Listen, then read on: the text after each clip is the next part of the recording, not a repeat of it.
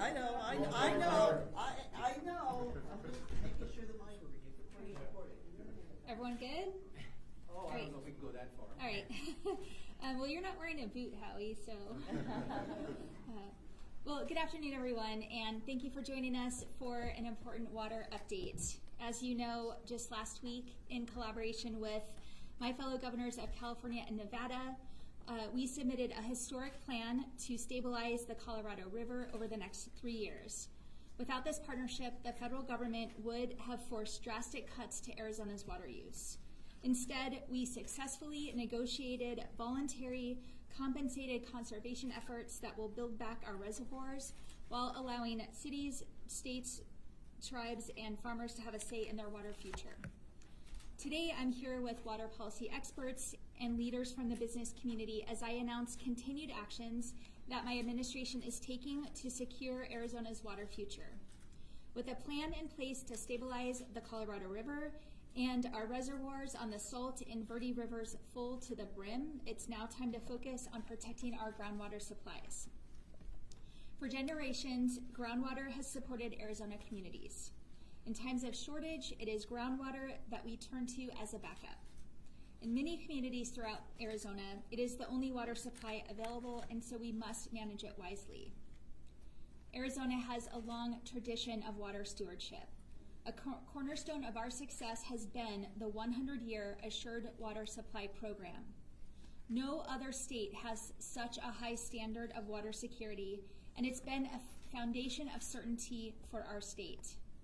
Families and businesses from around the world come to Arizona in part because they know we are serious about water management and that we are the leader in safeguarding groundwater supplies. Today, I'm directing the Arizona Department of Water Resources to publish the Phoenix Active Management Area Groundwater Model, a sophisticated, peer-reviewed tool that uses the best available science to assess our aquifers. Using this model, ADWR has produced a forecast that evaluates groundwater conditions for the Phoenix AMA over the next century as part of Arizona's 100-year Assured Water Supply Program. This 100-year groundwater study expands and improves upon the Hacienda report that I unsealed in my State of the State address in January, which had been withheld for years by the prior administration. This Phoenix AMA groundwater model and 100-year forecast are critical tools that help us look into the future and proactively manage our water supplies.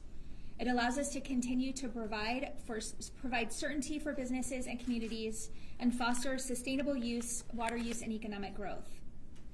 The results of this study show that we need to take action once again.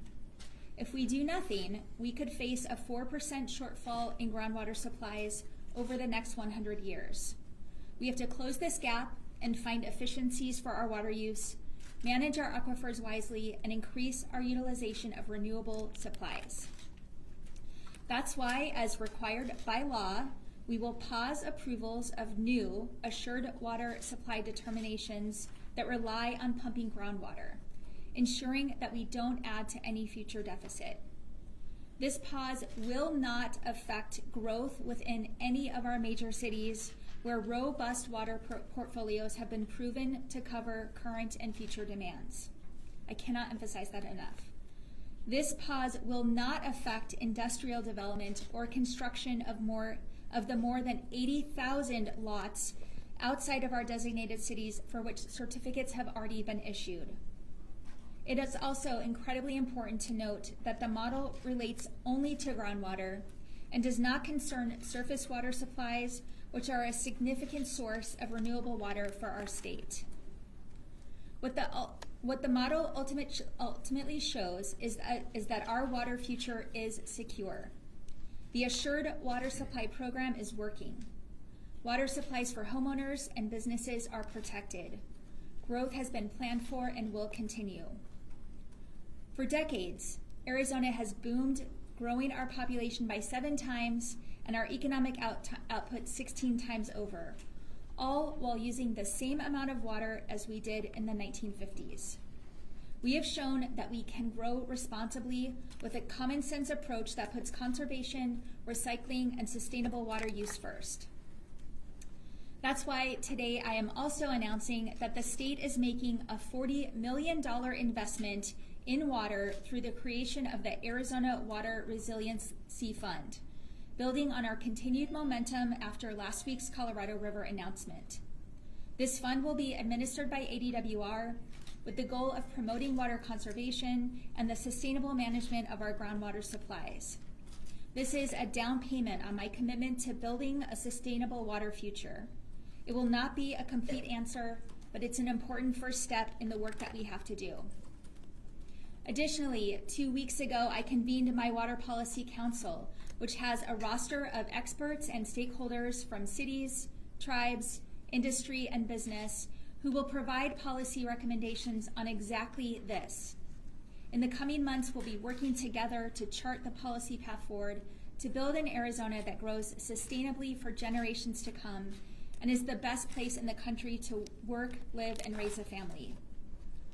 Today, I am reaffirming Arizona's commitment to best-in-class water management and continued investment in our water future.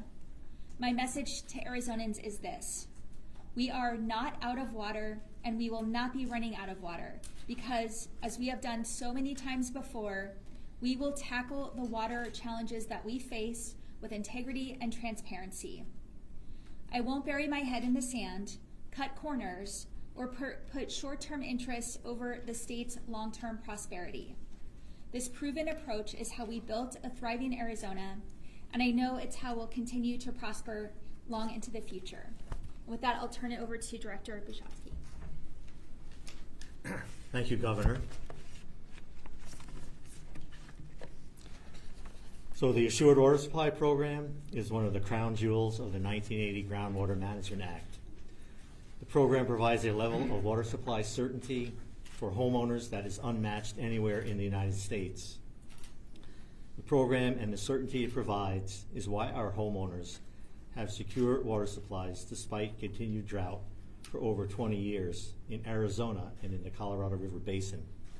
A critical component of the Assured Water Supply Program is DWR's use of the best available science in making determinations that a 100-year renewable water supply is in fact available when subdivisions are proposed and built. The best available science is evolving, and ADWR's numerical groundwater models are an outgrowth of that evolution. Today, we announced that the updated Phoenix Active Management Area numerical groundwater model is complete and that the modeling report is being published. This latest version of the Phoenix AMA model is now the gold standard for making assured water supply determinations in the Phoenix Active Management Area. The model report provides transparency with the structure, robustness, and accuracy of the model itself, and also for the projections of aquifer conditions a century into the future in 2121.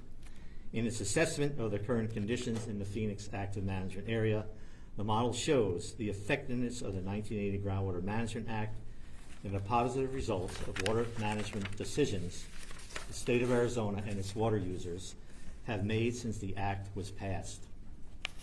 It definitively shows that the Assured Water Supply Program is working as intended. The modeling projections through 2121 also tell an important story.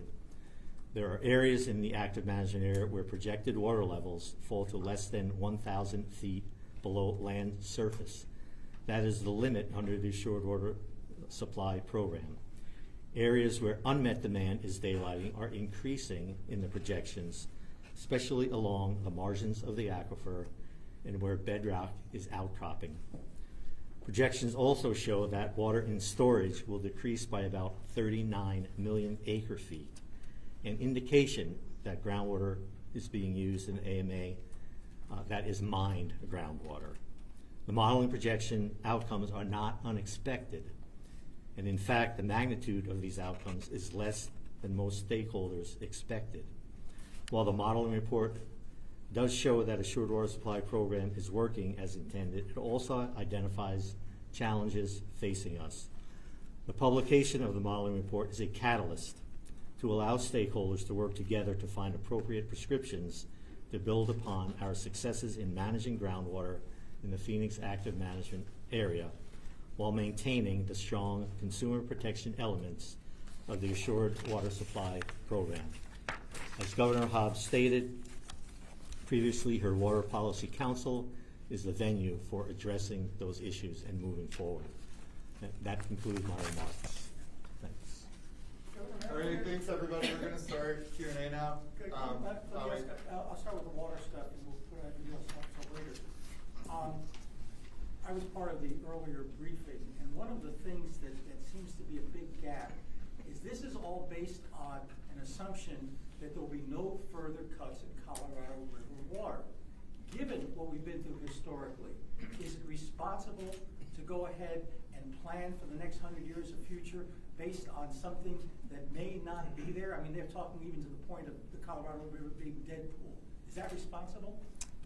Well, the announcement we made last week gives us a chance to look forward and plan strategically for Colorado River management post-2026. And I think that announcement together with the Water Policy Council set us up for success in being able to responsibly manage and steward our water as we have for decades in Arizona. But I'm not sure that still answers the question. Now, post-2026, we don't know how much we're getting.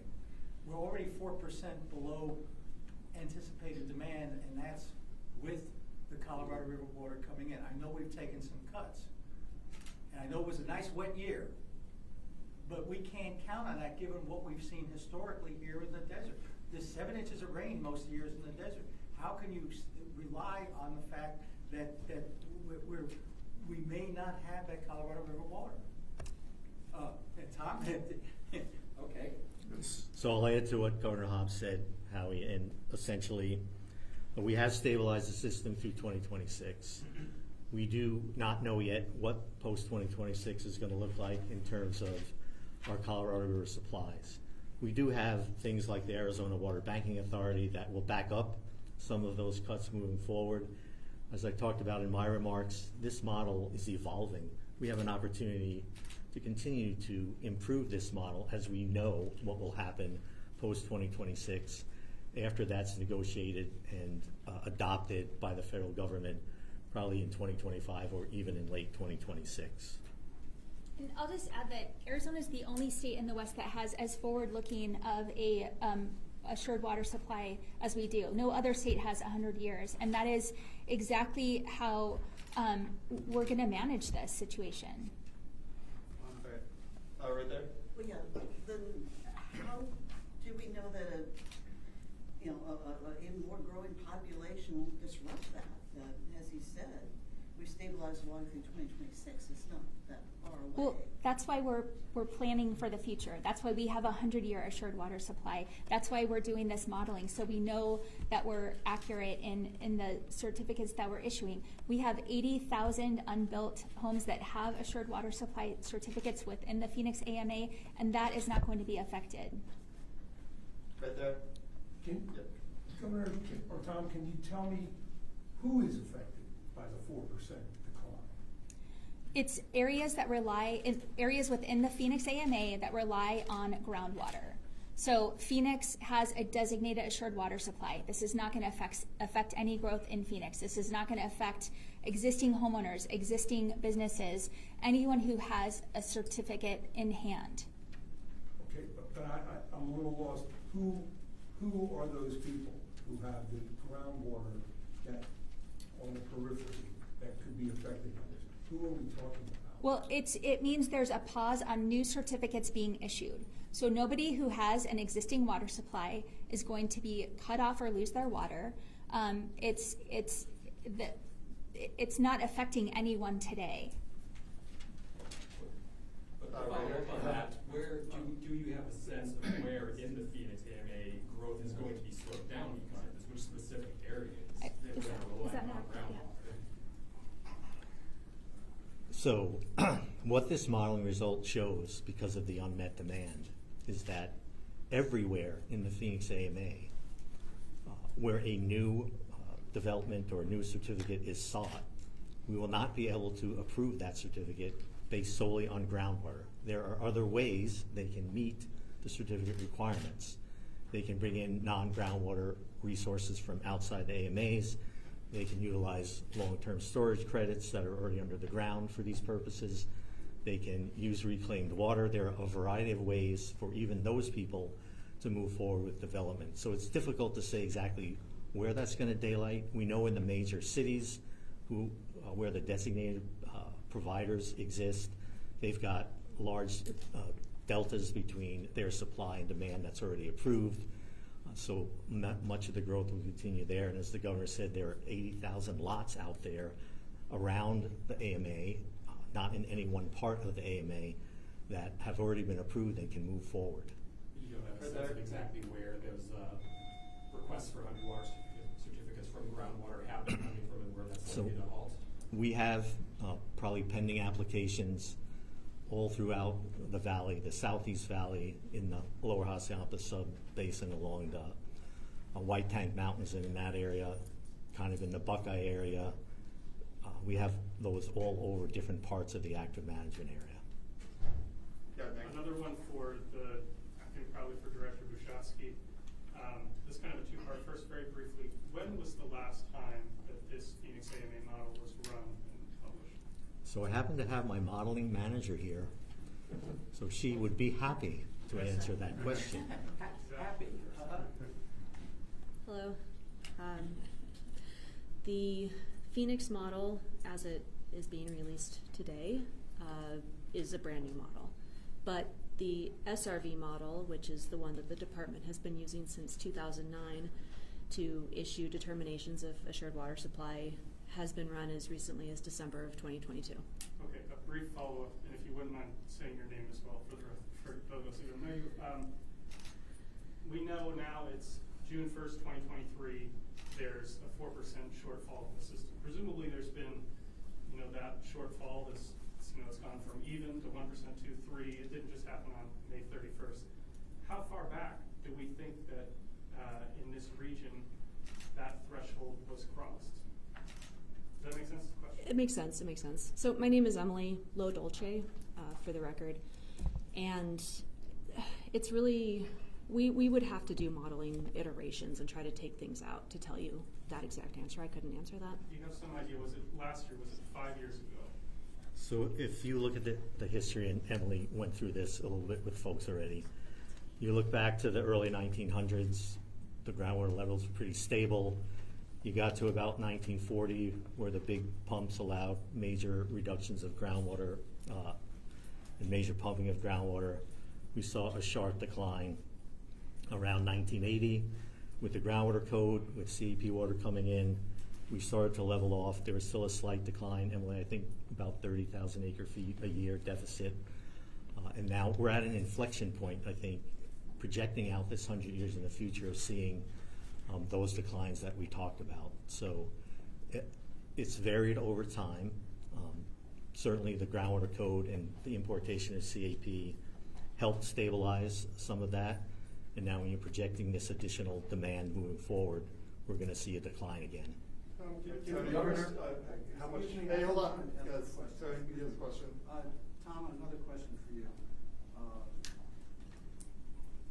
Based on the comments that you made about the model is always evolving and some of the questions Howie was asking about CAP, is it reasonable for we in the public to assume that if significant cuts end up being made to the CAP after 2026, that this model and some of the projections might have to be forecasted downward?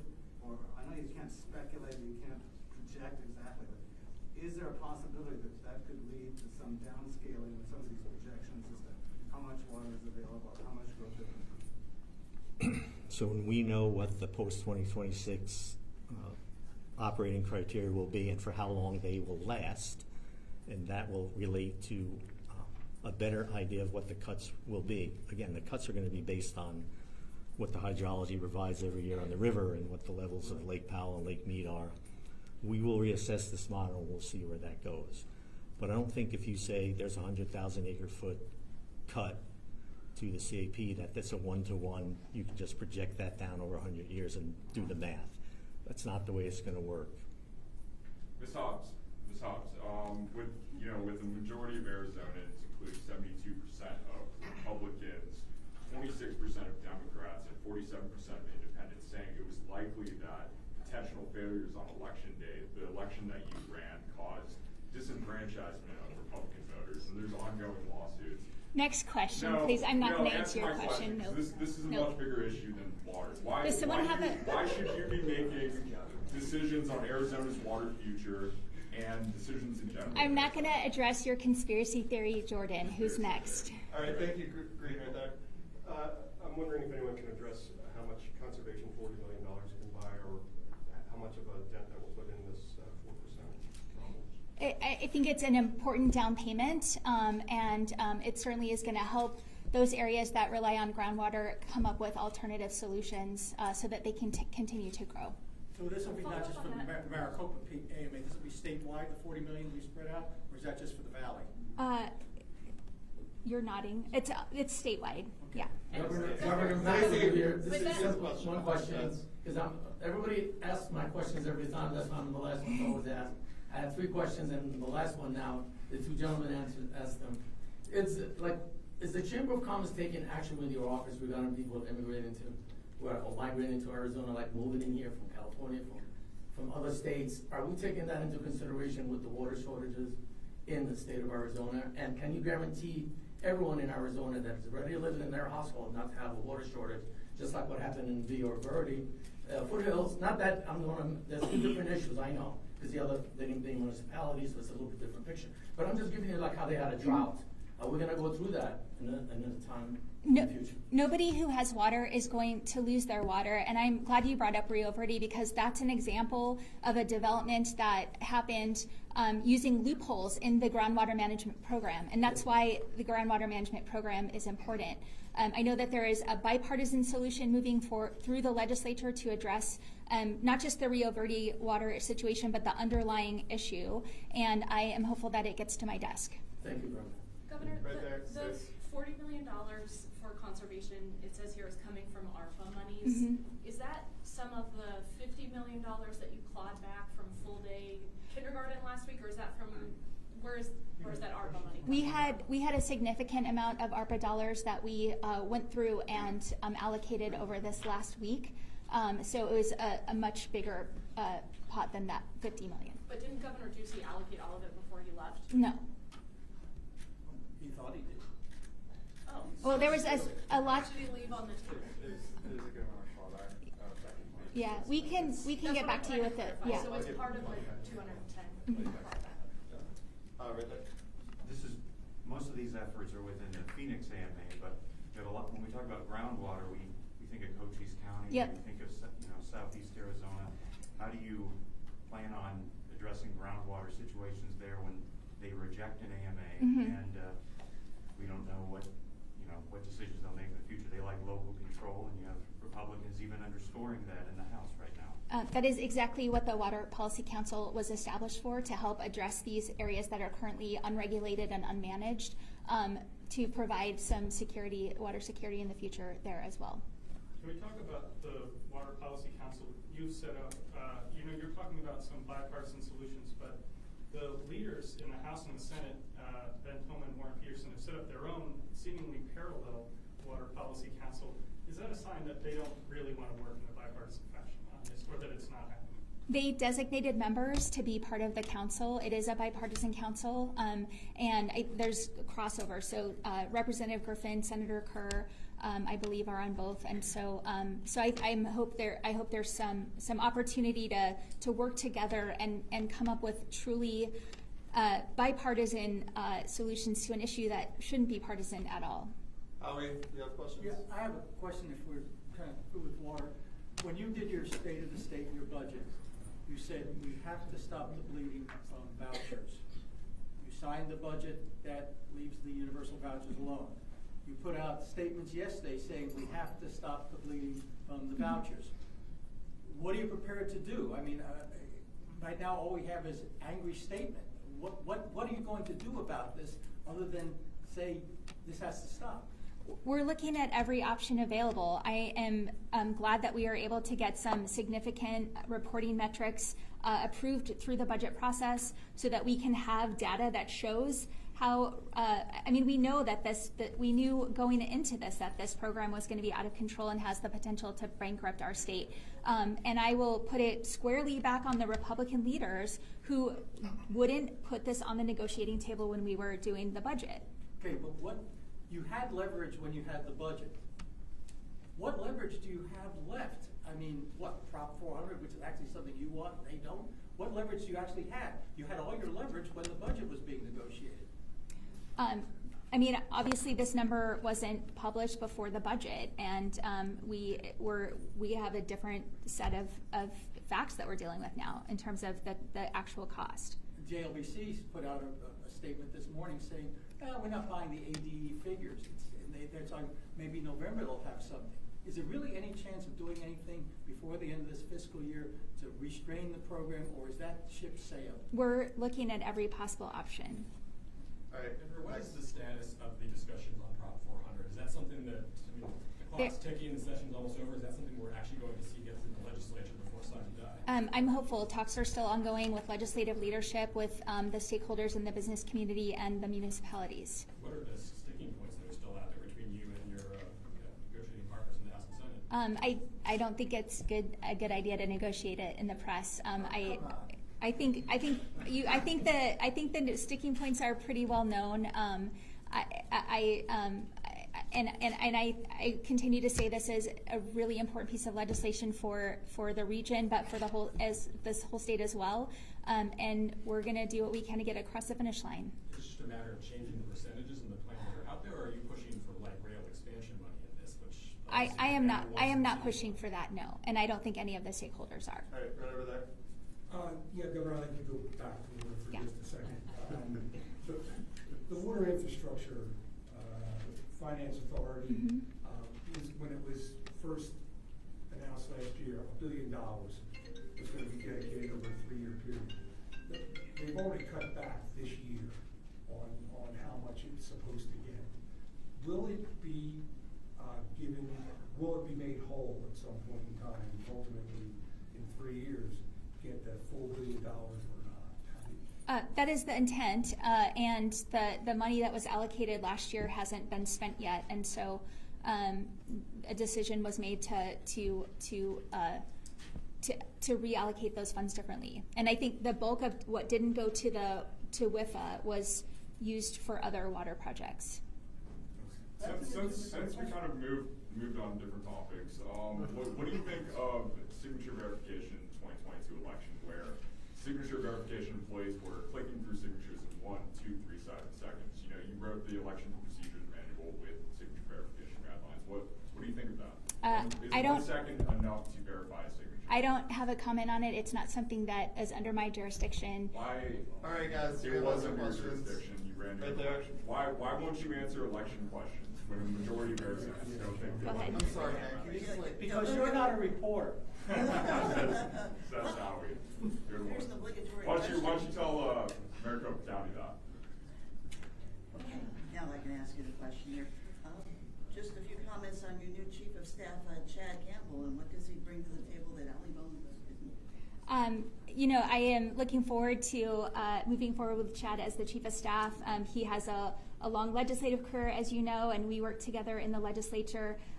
We had some great bipartisan wins in the legislature, and I think he'll be a great addition to the phenomenal team that we have here on the 9th floor. Okay, we got time for like 1 or 2 more.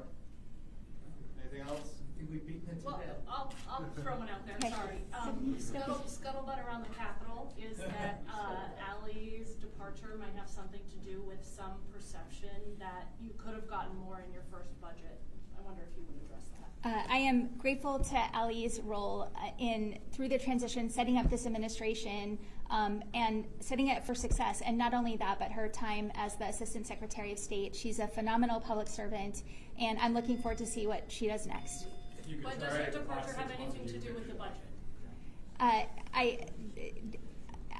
Ali tendered her resignation. I accepted it, and we are moving forward. If you could. All right. What was your Thanks, foot? y'all. Would you pick her again? Governor, who did All right, Would you pick her again?